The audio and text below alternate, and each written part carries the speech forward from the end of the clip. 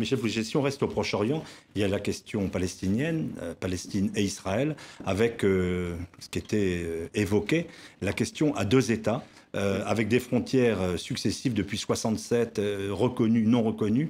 Il est encore possible d'avoir un État palestinien avec des frontières, avec une territorialité, compte tenu de la colonisation? Alors, le diplomate vous dira qu'il faut s'en tenir à ce scénario des deux États, avec des garanties de sécurité naturellement pour Israël, mais le géographe vous dira que c'est de moins en moins probable.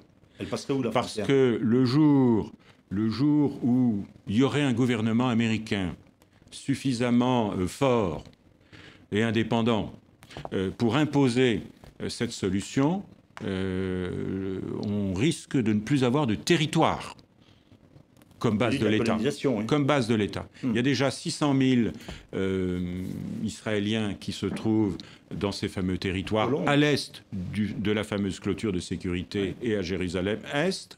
On est en train d'annexer la grande colonie de Ma'ale Adumim, en fait, qui est une ville nouvelle.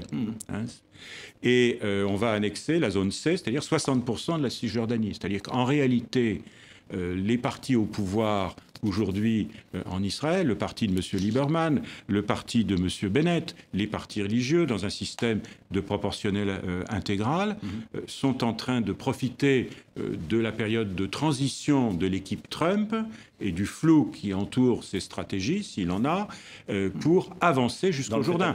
Le projet israélien, c'est de la Méditerranée au Jourdain. C'est vers ça qu'on va. Donc ça, c'est une remarque de géographe. Il n'y a plus de viabilité territoriale pour un État palestinien. Il n'y aura plus que des enclaves. Je ne parle pas de Gaza, qui est une prison à ciel ouvert.